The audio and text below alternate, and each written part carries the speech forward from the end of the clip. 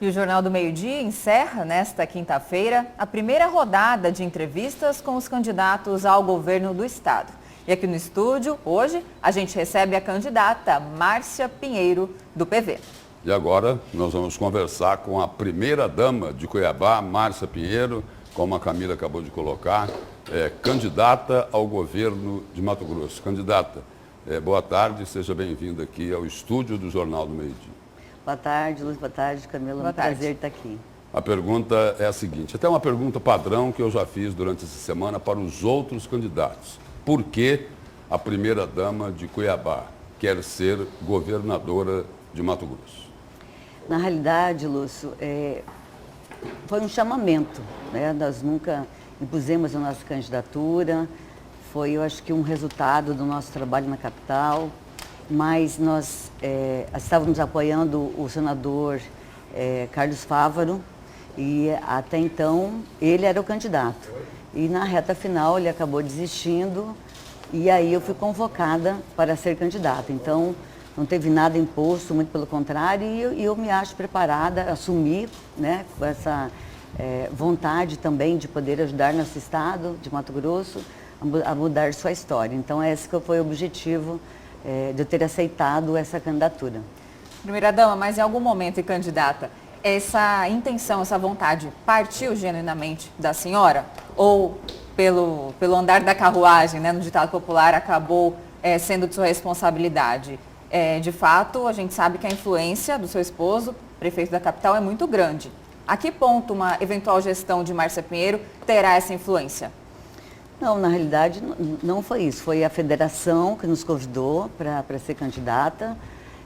Lógico que nós conversamos muito, ele, meu Manuelzinho, meu outro filho Elvis, né, da responsabilidade que tudo isso é desde uma campanha, desde assumir um governo. E eu não tenho... quem vai ser a governadora sou eu. Como é o caso do Emanuel ser prefeito. Lógico, somos um casal e conversamos, dou minha opinião, mas ele acata se ele quiser, né? Se ele achar que é importante, é necessário, tudo bem, como vai ser comigo. Ele vai dar a opinião dele, como outros dão, e se achar conveniente, sim, mas quem será realmente a governadora serei eu.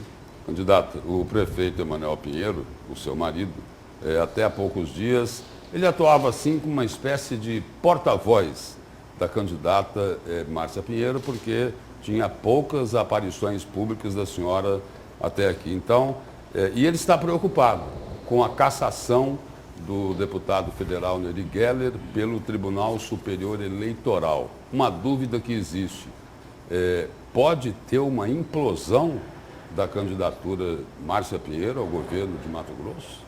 Lúcio, de forma alguma. Esse tempo que eu sumi, que toda a mídia começou a comentar, que eu estava sumida e tal, eu tive que fazer uma cirurgia meio de emergência.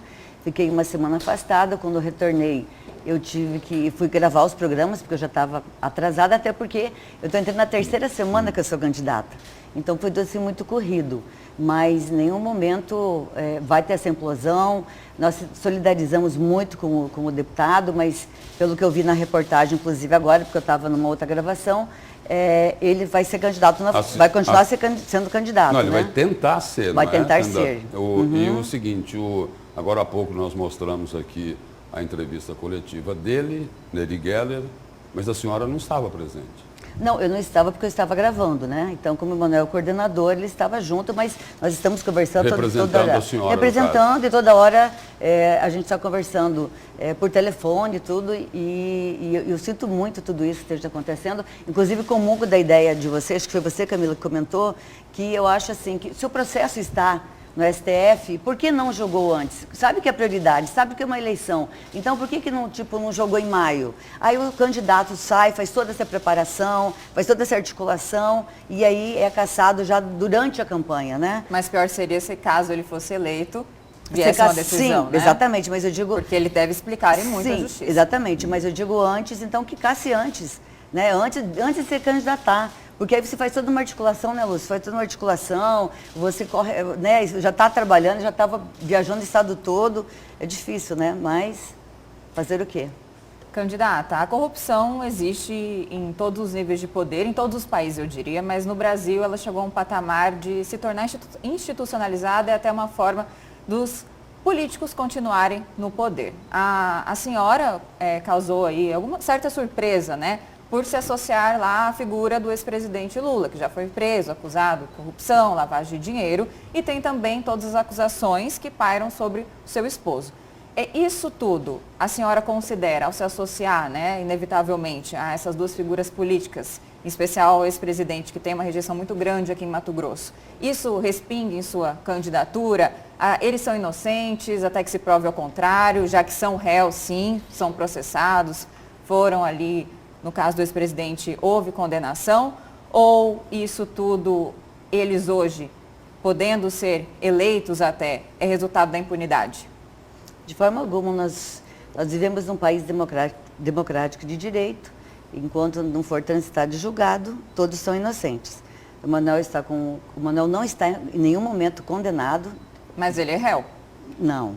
Ele foi processado pelo Ministério Público. Sim. E a Justiça acatou, então ele Tá, já é réu. Tudo bem, então seja réu, mas não é condenado. Ele não teve essa condenação ainda. Sim. Diferente do nosso opositor, que já foi condenado. Na delação de Silval Barbosa, Emanuel Pinheiro é réu também? Não, se for é só nesse, ele não tem outro réu. Ele não tem outro processo que ele é réu. Da Operação Capistrum? Não sou indiciado em nenhum momento. Não há uma investigação. Mas quando o Ministério Público processa alguém e a Justiça aceita, ele passa de investigado, indiciado e vai para réu. Tanto que, olha, só para você ter uma ideia, eu nem entrei. Eu pedi para que nossos advogados nem entrassem, porque eu sou proibida na Prefeitura e na Secretaria de Saúde. Sim. É as únicas coisas que eu tenho. Eu não fui, nós não entramos com a defesa. Eu pedi que nossos advogados, por quê? Eles falaram, porque vai deixar o Ministério Público livre. Mas não é o inocente que tem que se defender e recorrer? Sim, porque o juiz de ofício não pode anular a medida cautelar. Primeiro, para fazer meus trabalhos, eu não preciso de espaço físico. Eu não preciso ir na prefeitura para fazer, tanto que eu continuei trabalhando, fazendo meus projetos sociais, não deixei de trabalhar em nenhum momento. E nós não entramos, ainda até por uma estratégia jurídica, nós não entramos contra, ainda, inclusive o direito está a nosso favor, os advogados falaram que em 2 dias eles conseguiriam revogar essa decisão. Mas até hoje não foi, desde novembro do ano passado. Mas nós não entramos, nós não entramos. E daqui a pouquinho vocês já vão ver que isso aí já vai estar tudo sanado e vai estar respondido à sociedade. Candidata, essa semana, na última terça-feira, sentado aí nessa mesma cadeira onde a senhora está, o governador Mauro Mendes disse o seguinte, falou, olha, esta deprimente fila do ossinho é porque a Prefeitura de Cuiabá, a assistência social da Prefeitura de Cuiabá não fez a lição de casa. Essa é a crítica, e uma crítica até dura, né, em relação à Prefeitura e à assistência social do município. E eu faço uma mais dura ainda, Lúcio. Pergunta a ele, você devia ter perguntado para ele, quanto que ele manda para Cuiabá para ajudar a fila dos ossinhos. Sabe quanto que ele passa por ano para Cuiabá? R$400 mil para a Secretaria de Assistência Social. Quer dizer, qual que é a responsabilidade dele no governo que pretere Cuiabá? Porque ele não está preterindo. Mas cada ente, candidata, não tem, só para a gente entender melhor, cada ente não tem a sua própria atribuição. Ele diz o seguinte, olha, o governo federal tem atribuição, o governo do estado também tem, só que Cuiabá não fez a lição de casa. É muito fácil jogar nas costas dos outros, né? É muito fácil. Mas muito pelo contrário. Cadê a participação de Cuiabá? Ele não honrou os votos dele, que ele teve aqui em Cuiabá, nem como prefeito, nem como governador. Porque ele pretere Cuiabá em tudo. Nós não temos absolutamente, Lúcio, nada do governo. Exceto esse valor que vem anualmente, que dá R$38 mil por mês. E o governo costuma dizer também o seguinte, que ele fica receoso em fazer repasses de dinheiro para a Prefeitura de Cuiabá em função das denúncias de corrupção. Pois é, inclusive, Lúcio, por exemplo, só para você ter uma ideia, nós moramos na mesma casa há 30 anos. Todos os nossos bens estão declarados no imposto de renda. Ele foi um empresário que estava na RJ, e agora era rico, ficou para a RJ e agora está bilionário de novo, depois que ele entrou no governo. Então ele não tem autoridade de falar em corrupção. Para nós, não. Pode até ele falar por ele, mas para nós ele não tem autoridade de falar em corrupção. Até porque nós não temos nada, o que está nosso nome está no nome do Emanuel, no imposto de renda, e não tem nada no nome dos nossos filhos. Tem nada no nome dos nossos filhos. Candidata, em relação à assistência social, depois quero voltar sobre essa questão de bens, mas então, de fato, pelo que a senhora diz, o governo de Mato Grosso, Mauro Mendes, está repassando menos do que deveria para a assistência social de Cuiabá, no sentido de preterir, e a prefeitura o que fez então para que o recurso certo fosse repassado? O que está de errado nessa equação? Ele não gostar de Cuiabá, ele não gostar do povo de Cuiabá. Porque se ele gostasse, ele mandaria... Mas o valor está correto, 400 mil? Não, claro que não. Claro ser? Que não, muito mais. O governo do estado está lá, não tem 9 bilhões em caixa? E o povo, que nem ele fala, o governo está, o caixa está no azul e o povo no vermelho? Uai, você tem que pegar esse dinheiro e levar em políticas públicas para as pessoas, tirar as pessoas da miséria, tirar as pessoas, tem 20 mil pessoas abaixo da linha de pobreza. É para isso que esse dinheiro serve, é para isso que o governo tem que trabalhar. Não para ter o caixa do azul. O governo não tem que ter lucro. O governo tem que investir. Agora aqui em Cuiabá, candidato, inclusive, aproveitando, só para complementar aqui, Tá. Aqui em Cuiabá, nos últimos anos, nos últimos 2 ou 3 anos, aumentou em 67%, quase 70%, o número de pessoas que vivem na linha da extrema pobreza. A prefeitura não tem responsabilidade nisso. Não, Lúcio, não é uma questão de responsabilidade. Se eu trouxer tudo que nós já fizemos na assistência, eu vou ficar aqui a tarde inteira falando todos os avanços que nós fizemos na assistência social, sem apoio nenhum do governo do estado. Que, aliás, ele só é governador dos 140, não é do 141. E eu acho que ele deveria ser independente do Emanuel, porque ele tinha cuidado do povo de Cuiabá, não do Emanuel. Ele tem a birra dele com o Emanuel, mas ele devia cuidar do povo de Cuiabá. E nós fazemos muito, tem muitas famílias que estão nessa fila, que são referenciadas, que recebem auxílio, que tem vários motivos lá. E Sorriso também tem fila dos ossinhos. Por que ele não vai falar de Sorriso? Porque ele não vai responsabilizar Sorriso. Eu acho que ele tinha que também ver isso, né? Eu acho que ele tinha que responsabilizar também. Mas cada um faz a sua parte. Agora, sem recurso, Lúcio, tudo que é feito em Cuiabá é da prefeitura, 400 mil reais. Para assistência social é um valor mínimo que ele poderia mandar. Candidata, causou até curiosidade, a senhora falou sobre bens de candidatos, né? A senhora declarou que não possui nenhum bem em seu nome à Justiça Eleitoral. Isso é de fato? Todos os bens estão em nome do seu esposo? Porque a gente sabe que na constância do casamento, os bens são dos dois, Sim, certo? Exatamente. E até a Justiça, recentemente, havia solicitado, né, pedido aí que fosse bloqueado o valor de 16 milhões das contas do seu esposo e também da senhora. Então, de fato, não é bem assim, né? Eu ia ter que devolver para mim esses 16 milhões, né? Imagina, isso aí foi colocado dessa forma até para, acho que uma questão aí para querer nos levar para baixo. Mas já estaremos com a verdade à tona aí, vamos mostrar para a sociedade efetivamente tudo o que aconteceu e como aconteceu. Na realidade, nós somos casados com comunhão de bens. Sim. Então, o que é dele é meu, entendeu? É só na declaração que nós colocamos, né?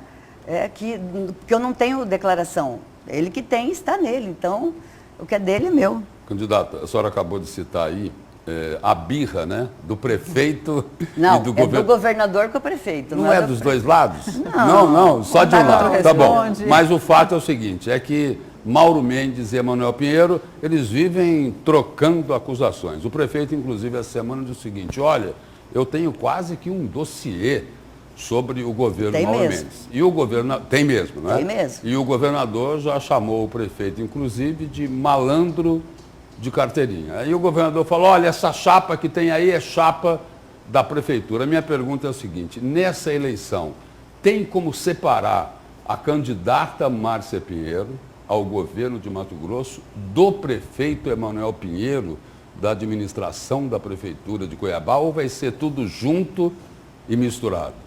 Você quer dizer, do seguinte, que sentido que você quer dizer?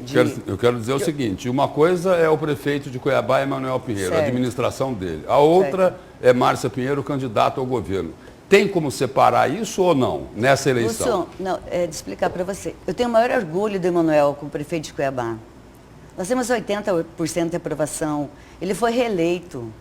As obras que nós fizemos em Cuiabá, em todos os sentidos, asfalto, infraestrutura, programas, nós somos referência hoje nacionalmente em programas sociais, o HMC, que é o maior hospital do interior, porque é mais fácil, como ele não fez o dever de casa, é mais fácil ter uma ambulância lá para trazer a pessoa para cá, de 1.000 quilômetros para cá, do que arrumar os hospitais que estão no interior.